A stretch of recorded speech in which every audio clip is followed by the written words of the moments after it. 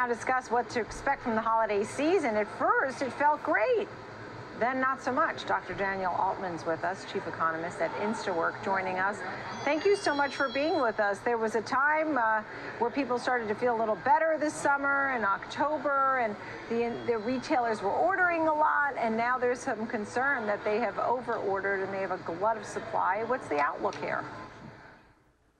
Thanks, Nicole. I think we've seen a lot of inventories building up in some of the bigger retailers, and they've been worried about how to draw those down. And that's been one of the things that has pulled down orders. When we look across the volumes on our online labor marketplace, we're seeing more caution in the retail sector and the logistics sector than we would in other sectors like hospitality, for example, which have been very strong through the spring and summer. I think, though, that we may see some of those trends start to churn as we get into the winter months, because in the winter months, we expect more people to be at home consuming goods rather than going out and consuming services.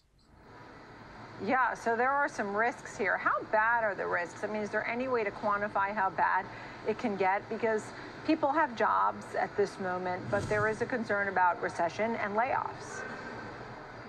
Absolutely. I think that some of the big concerns are the tail risks for the market. If we have a financial crisis, which could originate overseas, like we almost saw with the UK, if things turn really bad in Ukraine, and that affects commodity prices, we have a variety of different possible external shocks that could be the triggers for more of a concession in the markets. And that could be something that really affects holiday spending as well if it dampens the mood. Go over the spending again. You talked about services, and then there's leisure and hospitality with some specifics. I mean, what might we expect? So if we just look at what happened to consumer spending in the spring and summer of this year, there was kind of a big shift away from goods that you consume in the home and towards services that you consume outside the home, more leisure, hospitality, travel, entertainment. And we saw that shift reflected very much in our business as well, with more shifts being booked in that sector. Now, as we go into the fall and as we have concerns about a possible recession downturn, then we would expect people to start cutting back on spending for those non-essentials. And that's going to include tickets to the stadium or to a concert, movie, a restaurant meal, things like that. And we would expect them to start substituting perhaps more towards essentials and smaller luxuries, the lipstick effect that you hear about from economists sometimes in these parts of the cycle. So I think that consumer spending may actually make some changes in composition going into the fall. We're expecting a holiday season that is of decent strength, but perhaps not as good as last season. And I think that's reflected in some of the major forecasts that you see as well, like from MasterCard, for example. That doesn't make me feel so great about the sentiment number on Friday. If you're telling me that people are going to be worried and how much they're spending, and the lipstick effect being that, these are small luxuries, right? They're not out buying new cars, new trips, new houses. They're just buying on little things to make themselves feel better. I get it. What about that sentiment number on Friday? Yeah, I think sentiment is off its lows right now. I think that people who were expecting a really severe downturn are maybe a little bit mollified now. We found that inflation can come down a little bit without a huge effect in the overall labor market. Unemployment is still very, very low by historical standards. Most people who want jobs have jobs at this point. The big pressure is what inflation is doing to their monthly budgets. And so I think that people feel like they'll get through this okay, but maybe they don't feel like they can splurge the way they might have in previous cycles where where unemployment was this low without the presence of so much inflation. And last but not least, as we talk about inflation, I mean, there was wage growth, and maybe wage growth has come down a little bit, but wage growth is important at the same time because you're trying to keep up with inflation, but we're not doing that.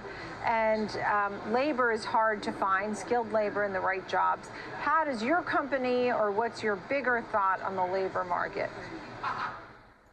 So we run an online platform for in-person hourly work. We have businesses connected with workers across the United States and Canada to book shifts for in-person work.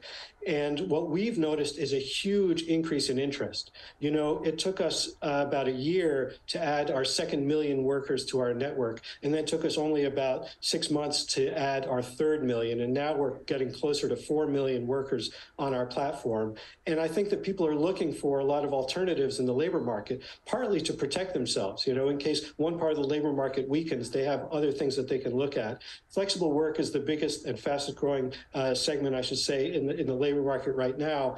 And this interest, this huge influx of labor supply into flexible work has contributed to keeping pay rates fairly stable, actually. So we've seen pay rates increase in things like leisure and hospitality, but overall, they haven't increased perhaps as much as in the overall economy. And that's because people are looking for options. They're looking for flexible work as another option for their labor supply, and also as a way to learn new skills and expand their networks and just be better prepared in the labor market as a whole.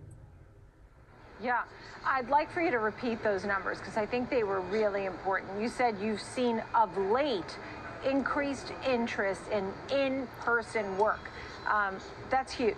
And the question is whether or not that trend will continue on into the new year, which I'm curious to know your answer. But you said you went from this million to that million. Repeat those numbers again.